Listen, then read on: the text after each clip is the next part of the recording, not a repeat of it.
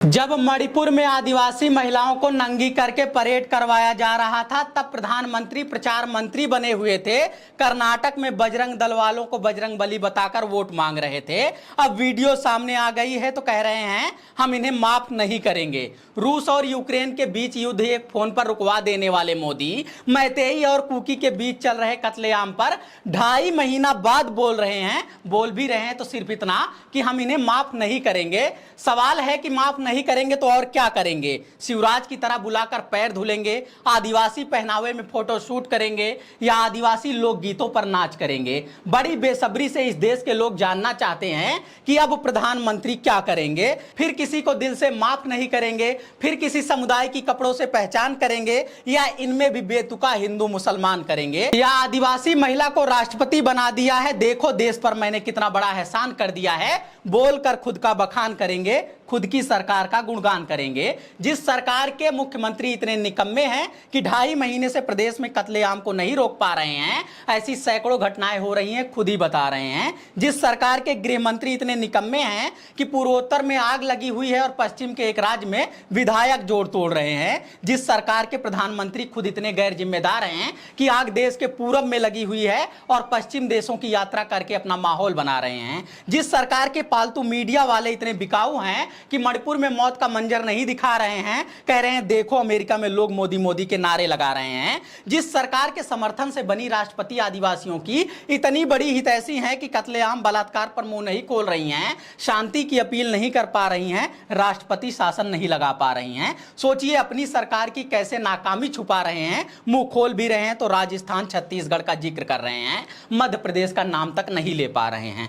नमस्कार, मैं समर राज बोलता हिंदुस्तान में आपका स्वागत है। मणिपुर में आदिवासी महिलाओं को नंगी करके घुमाए जाने की जो वीडियो वायरल हो रही है वो 3 मई की घटना के तुरंत बाद की बताई जा रही है। सवाल उठते हैं कि इस दौरान देश के प्रधानमंत्री क्या कर रहे थे, इस दौरान देश के गृह मंत्री क्या कर रहे थे। मुख्यमंत्री का निकम्मापन जग जाहिर हो चुका है, इसलिए उनके बारे में तो पूछ ही नहीं रहे हैं कि वो क्या कर रहे थे। प्रधानमंत्री कर्नाटक में बजरंग दल वालों को बजरंग बली बता रहे थे, बजरंग दल पर बैन लगाने के वादे को बजरंग बली का अपमान बता रहे थे और इन्हीं सब चीजों के नाम पर वोट मांग रहे थे। चुनाव के नतीजे आए, भाजपा की सत्ता चली गई, कांग्रेस की सरकार बन गई, मतलब पीएम मोदी की हार हो गई। मगर असल हार तो यह थी कि पूर्वोत्तर के एक राज्य में इतनी भीषण हिंसा हो रही थी और प्रधानमंत्री उस पर मुंह नहीं खोल रहे थे। मीडिया वाले कहते हैं कि उनकी एक कॉल पर रूस और यूक्रेन ने युद्ध रोक दिया था, फिर भी अपने ही देश में एक राज्य में वो फोन नहीं कर रहे थे। लगातार हिंसा जारी रही, जून में फिर से स्थिति नाजुक हो गई, तब प्रधानमंत्री अमेरिका का दौरा कर रहे थे,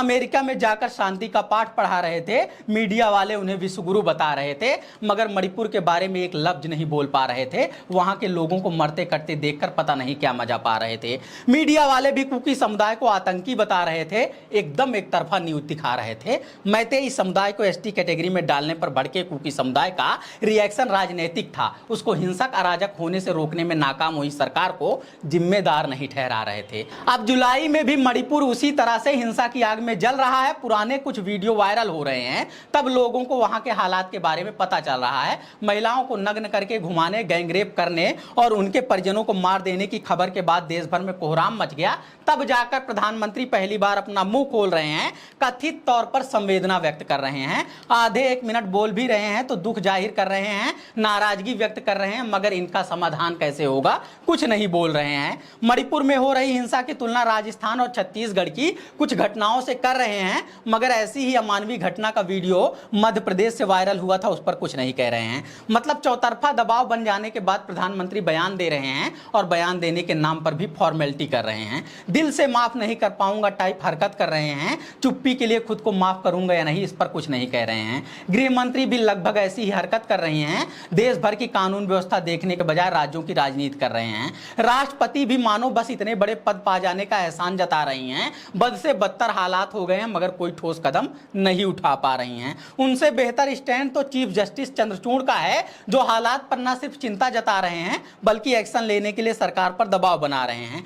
पूरे हालात के लिए environment activist Licypriya Kangujam PM Modi को जिम्मेदार ठहरा रही हैं। मणिपुर को नरक बना देने के लिए शुक्रिया मोदी जी कहकर एक लाइन में अपनी नाराजगी जता रही हैं। हालांकि लिसिप्रिया ने वहां के हालात के बारे में एक और ट्वीट किया है, पढ़ने पर पता लग रहा है कि मणिपुर को क्या से क्या बना दिया गया है। मैतेई समुदाय बहुल वाले इलाकों में कोई कुकी आ रहा है तो निश्चित ही मार दिया जा रहा है। कुकी बहुल क्षेत्रों में अगर कोई मैतेई समुदाय का आ रहा है तो निश्चित ही मार दिया जा रहा है। सोचिए इस प्रदेश में कानून व्यवस्था कहां है, सोचिए इस प्रदेश में जनता की सरकार कहां है। मीडिया वालों को बहुत मजा आ रहा था युद्ध देखने दिखाने में, यूक्रेन और रूस को लड़ाने में, तीसरा विश्व युद्ध कराने में। अब अपने ही देश के एक राज्य में गृह युद्ध हो रहा है तो इनका कैमरा, इनका प्राइम टाइम कहां है। दूसरे देश के शासकों को सनकी और पागल बताने वाला मीडिया यहां के शासकों से इतना सवाल नहीं कर पा रहा है कि इतना कुछ हो रहा है तो मुख्यमंत्री कहां है, गृह मंत्री कहां है, प्रधानमंत्री कहां है।